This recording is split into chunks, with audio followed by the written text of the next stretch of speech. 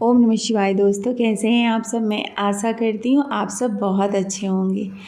आज इस वीडियो में मैं आप सबको महादेव और माता पार्वती की एक ऐसी कथा सुनाऊंगी जिसमें हम जानेंगे कि कैसे महादेव जी ने माता पार्वती की परीक्षा ली थी मगरमच्छ बन के। अगर आपके पास टाइम है तो आप 5 मिनट टाइम निकाल के इस कथा को ज़रूर सुने, क्योंकि ऐसा कहा जाता है ये कथा सुनने मात्र से इंसान को महादेव और माता पार्वती की कृपा प्राप्त हो सकती है। तो चलिए शुरू करते हैं।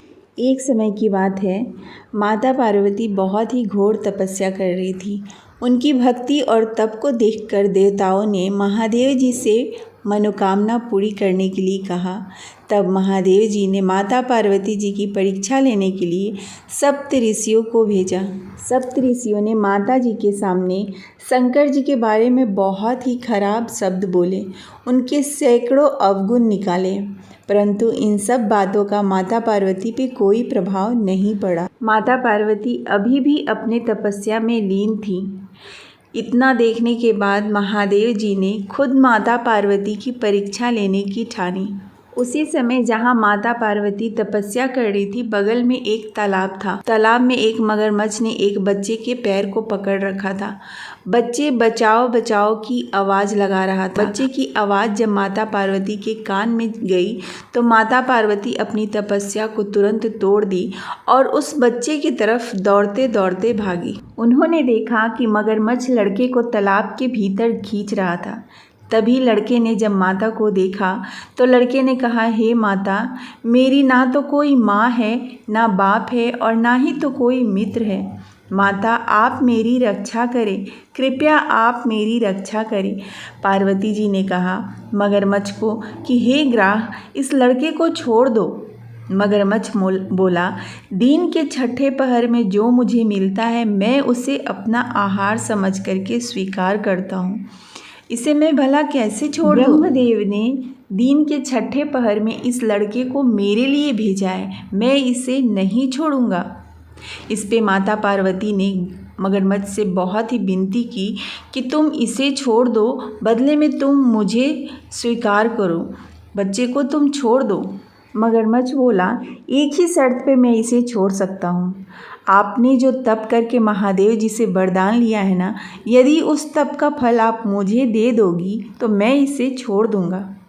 पार्वती जी तैयार हो गई। माता पार्वती तैयार हो गई। उन्होंने कहा कि मैं अपने तप का फल तुम्हें देने को तैयार हूँ, लेकिन तुम इस बालक को छोड़ दो। मगरमच्छ ने समझाया, सोच लीजिए माता, जोश में आकर आप कोई संकल्प ना लें।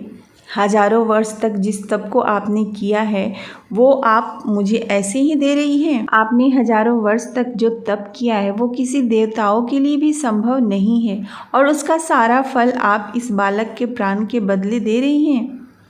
पार्वती जी ने कहा कि मेरा निश्चय पक्का है, मैं तुम्हें अपने तप का फल देती हूँ, तुम इसको जीवन दान दे दो। मगरमच्छ ने माता पार्वती जी से तप दान करने का संकल्प करवाया। तप का दान होते ही मगरमच्छ का देह तेज से चमकने लगा। मगरमच्छ बोला कि हे पार्वती, देखो तप के प्रभाव से मैं तो तेजस्वी हो गया हूँ। आपने जीवन भर की पूंजी एक बच्चे के लिए व्यर्थ कर दी। आप चाहो तो अभी भी अपने भूल को सुधारने का एक मौका मैं आपको दे सकता हूँ। माता पार्वती ने मुस्कुराते हुए कहा, हे ग्राह, तब तो मैं पुनः कर सकती हूँ, लेकिन यदि इस लड़के को आप निगल जाओगे तो इसका सारा जीवन व्यर्थ हो जाएगा, इसको फिर जीवन वापस नहीं मिलेगा। देखते ही देखते वो लड़का अदृश्य हो गया और वो मगरमच्छ भी कहीं लुप्त हो गया। पार्वती जी ने विचार किया कि मैंने तप तो दान कर दिया है, अब पुनः तप आरंभ करती हूँ। माता पार्वती ने फिर से तप करने का संकल्प लिया। यह देख भगवान शिव फिर से प्रकट हुए और उन्होंने पूछा कि देवी, अब आप क्या कर रही हैं।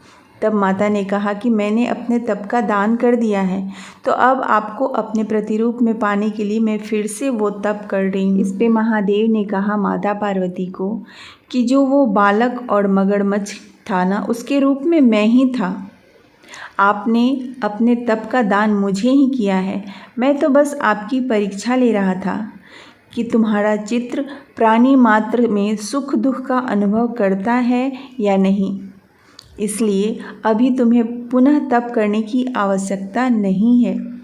यह सब जानने के बाद माता पार्वती ने महादेव जी को पैर छू के प्रणाम किया और माता पार्वती ने महादेव जी को प्रसन्न मन से विदा किया।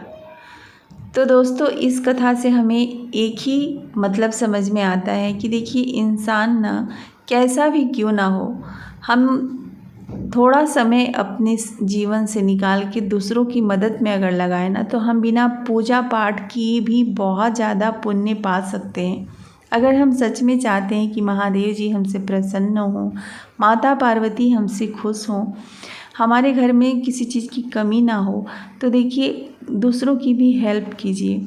किसी भी रूप में कर सकते हैं, जितना भगवान ने आपको दिया है ना उतना ही करें। हम हमेशा यही शिकायत करते हैं कि सारा पुण्य का काम हम ही करें, फिर भी भगवान हमारी बात नहीं सुनते हैं। तो देखिए, ऐसा नहीं है।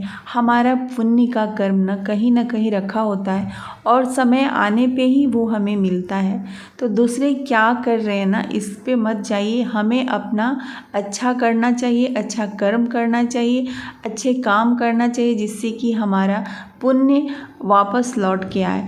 आप खुद देखे होंगे, जब आप मुसीबत की घड़ी में रहते हैं और सारे दरवाजे बंद हो जाते हैं ना, तो कोई एक दरवाज़ा आपके लिए हमेशा खुला रहता है। ये आपके पुण्य का कमाई ही होता है। तो उम्मीद करती हूँ छोटी सी वीडियो आप सबको बहुत ही ज़्यादा पसंद आई हो तो इसे लाइक, शेयर और चैनल को सब्सक्राइब ज़रूर करें। तब तक के लिए अपना ख्याल रखें। हर हर महादेव।